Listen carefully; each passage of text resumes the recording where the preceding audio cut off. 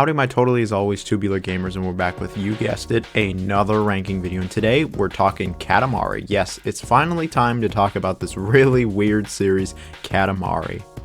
Now, Katamari, for the unfamiliar, is a really strange, different series from really like any other video game series around. It sees you playing as a character named the Prince, who assists his father, the King of all Cosmos, in the recreation of stars and planets by really what they do is they get this ball called a Katamari and roll objects up. The goal is usually to just roll up as much crap as possible to then shoot the Katamari into space and make it a new star. And this general idea has carried throughout the series. If I could describe Katamari, I guess I would say like an action puzzle game. I mean, kind of puzzle. All of the games are very similar. You try to just roll this ball around to pick up more stuff. You can only pick up stuff that is the size of your ball. So if you want to pick up, say, a pencil or an apple, you need to be at least the size of a pencil or an apple. If you want to pick up, say, a person, you're going to need to be the size of a person, and it keeps going and going. That's really the main gameplay of Katamari, is you're just trying to get as big as possible for the most. Sometimes you'll get more specific goals, like we need you to pick up food, or we need you to pick up hot or cold things, but really for the most part, it's just try to get as big as possible. And then they also give you a very confusing control scheme. Seriously, Katamari's just always had a confusing ass control scheme. People love these games for just how weird they are. Like, they are just so absurd and weird the entire time. The story's usually pretty out there. You get a bunch of nonsense thrown at you by the King of Cosmos. And then the gameplay is just, I mean, what the hell? Like, you just roll stuff up to get as big as possible. And I won't lie, it can actually get kind of addicting. The series is incredibly unique even to this day, and while there have been plenty of games that have similar ideas to, say, Katamari, there's never been a Katamari successor. Now, Katamari has had a number of games over the years, starting all the way back on the PS2, but since then they've released a game on almost every console. And what's funny is it doesn't really matter what game you play, the gameplay really is the same. It's to get as big as possible across all of these games. And so today we're going to be ranking the Katamari series. Over the years there's been a number of games released, and we're going to be looking at all of them, worst to best. I am a huge Katamari fan. I have almost all of them physically, actually. It's just one of those series that I've been fascinated with since I was a young kid. Like, wow, this game is so unique and weird, I have to just get all of them. And so here we are. I'm going to talk about all of them, rank them worst to best, give them all a little review, see how they all stack up against each other, how do they hold up, how much fun they are, etc, etc. Like, share, sub. You know how this goes. If you don't, you should totally subscribe, because we're talking about games. We're doing ranking videos all the time. Today we'll be looking at all the Katamari games released for consoles. There was a number of mobile phone games that Katamari's had. I will not be looking at those, or any Japanese only games. So if you think I'm missing a game, well, maybe it's in the category I just mentioned. I am also going to be looking at the recently released We Love Katamari reroll. It kind of inspired me to do this whole video. You know what, this intro is long enough, let's get right into it. Let me know your favorite Katamari game or memory down below. What do I think is the weakest of the Katamari series? And so here we have Touch My Katamari, releasing for the Vita in 2012. This is actually the last new game in the series, not counting the re-releases. And so did the series go out on a high note? Well, judging from where this game is placed on the list, clearly it did not. But I would still say Touch My Katamari is okay. The story's pretty simple. It sees the King of Cosmos doing what he does best, messing shit up, throwing a fit, and then the prince having to go clean up said mess. Now, when it comes to the gameplay of Touch My Katamari, it is actually incredibly similar to the other games. See, at this point, I won't lie, the series was getting stale, even with fans, because just about every game is the same. You roll the Katamari and try to get as big as possible, and you know, it was really novel and fun the first couple times, but by this point on the Vita, people were getting a bit burnt out of the same game with arguably the same levels a lot of the time. And this game, well, this game was no exception. It is very similar to the other games in the Katamari series. In fact, I would say it plays basically identical to the other games in the series. There's only a few small differences here. The control scheme is a little different since it's on the Vita. I mean, I'm not going to say it's great, but it is a little different. You can actually use touch controls, and that's why it's called Touch My Katamari. I'm sure as hell never going to use this. I hate touch controls. and you could actually touch the Katamari to stretch it out, but this doesn't really have much of a gameplay effect outside of a slightly wider radius, and the game never actually takes advantage of this gimmick at all. Then we get to the levels. The levels are nothing special. In fact, most of the levels are actually just reused from previous Katamari games, and this came out after Katamari Forever, which was like a celebration of all the Katamari levels. And so it's like, okay, they're just reusing levels over and over from other Katamari games instead of really creating their own new levels that take advantage of these new gimmicks. There's a couple new levels in this game, but they were all super forgettable, and I couldn't even tell you any, and I just played the game not that long ago. And then, right when the game starts to feel like it's getting good, it's over. The game is under 2 hours long. You know, some of these Katamari games are a bit short, but this is really short. Like, wow. I remember when the game came out, people were like, oh, this is a really good starting point if you want to get into the series. And it's like, okay, well, what about the longtime fans? And it's like, they are probably sick of these same levels over and over. And that's kind of how I felt about this game. I was like, okay, it's got like the same levels. It's got a gimmick that doesn't get taken advantage of. It's got fine enough controls. The presentation's fine for the Vita. The music is nothing special, and it's better in other Katamari games. What does this game really have going for it? Well, it's Katamari on the go. Oh wait, that's already been done. And now it's been done even better since we have the Switch games, so it's like, yeah, I don't know why you would ever honestly play this game. This is like the only Katamari that I can't recommend. Even if you really love Katamari, I would say it's just really not worth trying. The game is nothing special. It has some really strange DLC also. It's like the game is already crazy short and there's DLC, but you know what? That's a different conversation. I wouldn't say this is an awful game or like a terrible game, but it's just not worth playing. And so here we have me and My Katamari releasing for the PSP in 2005. It would actually be the first Katamari game without the series creator. And the idea behind this game was pretty simple. Let's just make Katamari on the go on the PSP, a handheld version. The story's pretty simple. Also, King of Cosmos and his royal family are trying to take some time off on a vacation, but the king messes shit up with a tsunami that devastates some nearby islands, and then the prince has to create new land masses. You know, it's not the size of stars or planets, but he still has to create something rather large. And really, I could say that about the gameplay as well. The gameplay plays very similar to the other Katamari games. This game is on a much smaller scale though. Really, there's only one big area in the game, which is the Sunflower Continent, but the time of day and seasons constantly change during missions. But you will frequently see the same areas getting rolled up since there's not a lot of variety here. Now, the controls are actually different from the normal Katamari game because the PSP lacks 2 analog sticks. You'll use the D-pad and the face buttons to control, it's just really weird. Like, I know this is the best they could do with the PSP and the control scheme, but even to this day I thought it's always been just incredibly awkward to control, way more than regular Katamari awkward and strange. Like, this is just really awkward to use. I mean, it's functional, but I'm never going to say I got comfortable or all that used to this control scheme, and I'd rather just, you know, have a regular Katamari control scheme, but obviously that wasn't going to happen. I never really got used to the controls. Now, when it comes to objectives, what you're rolling up, really every level is the same. It's just try to get as big as possible. You know, you start out really small at the beginning, but you start to get bigger and bigger, and then later levels you start a little bigger. You know how this goes. I gotta say, there's really not any other objectives you get in this game. There's no like collect this many objects or try to avoid something. It really is just get big for every single level. And you know, that's always been Katamari's bread and butter, but I kind of did like it when they threw in other objectives besides just get big. At least the sense of progression is pretty decent here. You start really small, and eventually, you know, you get a little bigger, one at a time, a little bigger, and then finally you end up taking the island, and you eventually just kind of take everything by the end of it. I'm not going to say the progression or the pacing was as good as the original games, but it was still pretty decent. And while you do go through really similar areas, at least they're decently designed, and the presentation was actually quite good for the PSP as well. I didn't notice any frame rate issues, which is kind of remarkable. The game also looks decent, and the soundtrack's good because it's just the first 2 games soundtracked together. There's a couple new songs here, but yeah, it's really just the first 2 games together. It's alright. And I could just kind of say that about the game in general, is that it's alright, you know?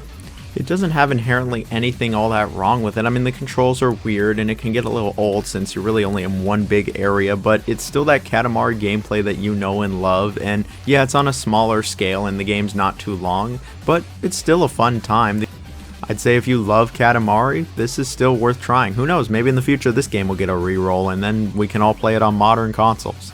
And so here we have Beautiful Katamari releasing for the 360 in 2007. Now, Beautiful Katamari was indeed beautiful, as it was the first HD game in the series, and the story, pretty simple. It's about King of Cosmos playing tennis with his queen and the prince, and you know what? A really powerful swerve, and all of a sudden he rips a hole through the fabric of the universe, and now he's got to rebuild the universe with Prince.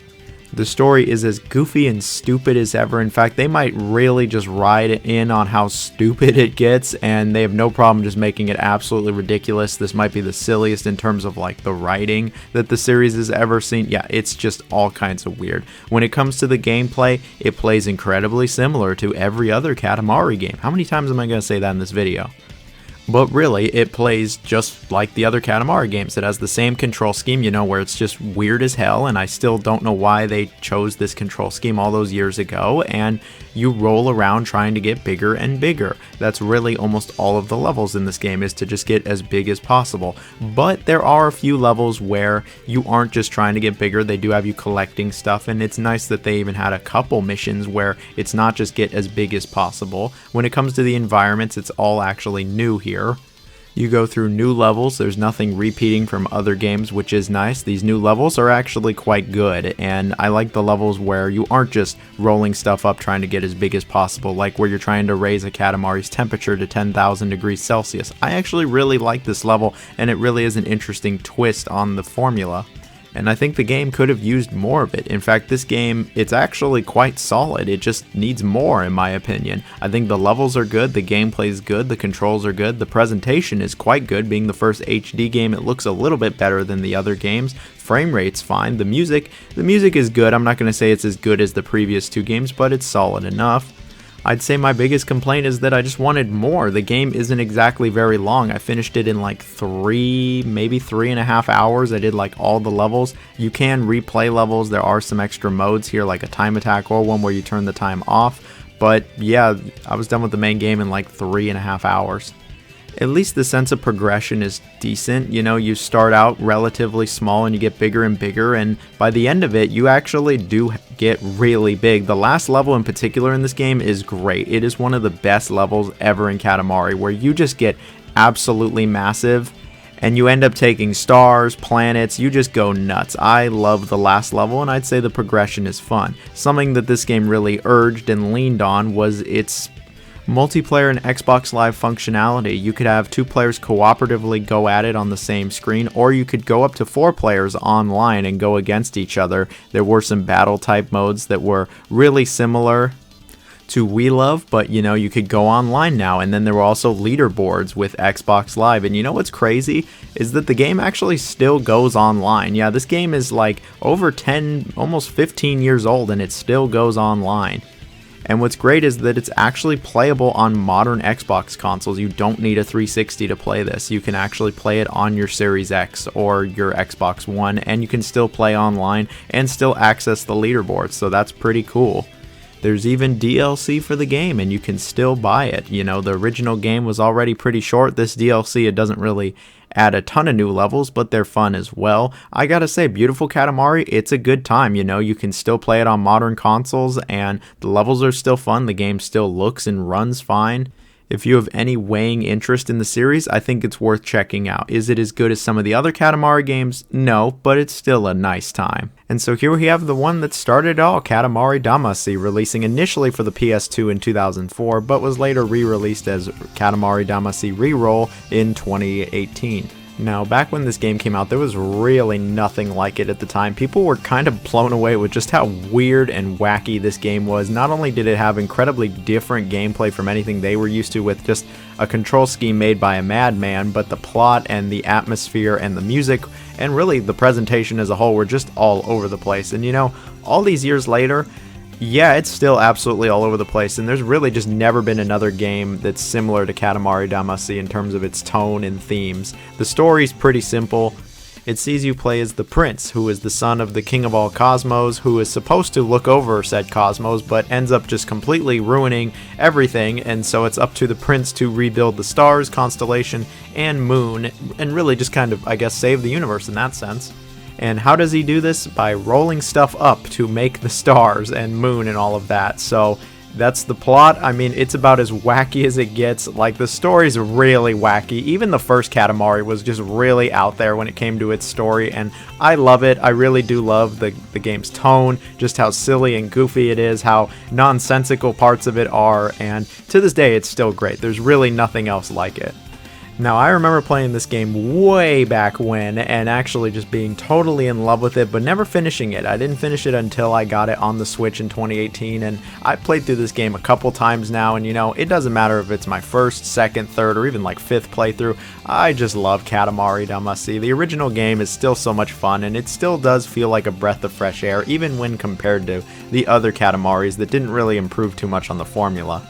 Sometimes, you know, other games just don't hit like that first one did. In this first game, it just hit really good. You know, that gameplay loop just really hit me, where all you really are doing is just rolling stuff up and you try to get bigger and bigger, and every level for the most part is just get as big as possible. There are some other levels where you have a different objective, like you have to get so much of something, or you want your Katamari to be primarily this object or this type, and I think that it's good that there is some variety here other than just make a star, which is where you just try to get as big as possible. I've always enjoyed when they throw some variety in here, and I think this game is actually really well paced, and I think the progression is actually arguably like the best of the whole series. It's one of the best in the series when it comes to its progression, where you do start as small as an ant. Seriously, you start as small as an ant and you eventually get pretty decently big. You know, you're not taking over the entire planet like beautiful Katamari, but you do get to a decent size, and I think that the way the game scales up is quite nice. Well, there's a reason that this game has had so many sequels that all play incredibly similar to this original game, and that's because the formula works and it's fun. Like, this game, above all else, is just a fun time. Like, I've never not had a great time with this game. The levels are well designed. All of them are well designed, I will add. I like the variety, the progression, the presentation is great. For the PS2, this game looked and ran really well, actually, and then the music is just legendary, whether it's that iconic theme or just the music that plays in the levels. Like, it is all gold. It is fantastic. I have nothing but high praise for the soundtrack of Katamari Damacy. I could say the same thing really about the whole game, because it's just a really solid time. It's not the longest game. It's like 4, maybe 5 hours. There is some little extras in the re-roll edition, but if you don't know where to start or you've never played a Katamari game, I really think you should start with the original. It's aged really well, it's still a great time, and it's widely accessible on modern consoles. I have no problem saying check out Katamari Damacy. The original game is a ton of fun, and the only reason it's not higher on this list is I think the other games are just a little bit better.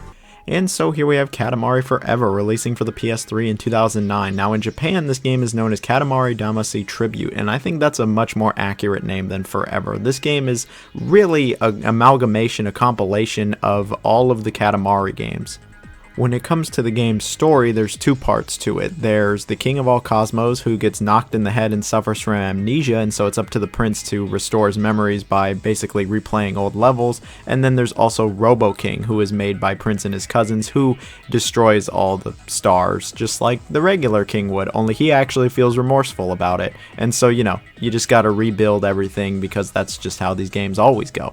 Now, Katamari Forever, it does contain 34 stages, however, 31 of those stages are actually stages from the previous Katamari games. All of the old Katamari games, really. There are 3 new stages here, and I'll be real, these 3 stages are really nothing special. So the game really is just all of the previous Katamari games put together, and you know, I know a lot of people at this point were kind of tired of Katamari having the same gameplay formula over and over, but if you're comparing all of these games, I mean, Katamari Forever would be one of the best by default, since it has like the most stages, since it's all the games put together. It also has a totally different art style. It's like cel shaded, and it actually looks really interesting. There aren't many games that look like this, especially from the PS3 era. I think it looks really cool. Unfortunately, the presentation isn't amazing in this game though. And that's for one reason, the frame rate. The frame rate in this game is not great. It struggles to be at 30. Sometimes it does get down to the single digits. Like, it really can chug at times, and it becomes very noticeable. It doesn't like ruin the gameplay, but it's just very noticeable, and it makes me kind of scratch my head too, because I don't think the game looks that much better than, say, beautiful Katamari, which ran perfectly fine. I mean, you pick a lot of shit up, but like, the frame rate's never really been an issue in Katamari, so I don't know why it is one here. The music I also thought was just not as good as the other ones. A lot of it's remixed, and I don't really care for these remixes, actually. Don't get me wrong, it's still alright, but other Katamaris I think are better in that sense. This game though, what it does have going for it, like I said, is the content. It has a ton of stages, it has a lot of the best stages from the previous Katamari games, and it's still a blast to play. The controls are good, you can actually jump now, which I kind of forgot you could even do, honestly. There's a good amount of variety, the game's got a great length to it. It's probably the longest Katamari game of them all, taking well over like 8 or 9 hours to finish. There's no online multiplayer, but there is local and there is leaderboards that still are up, which is funny enough.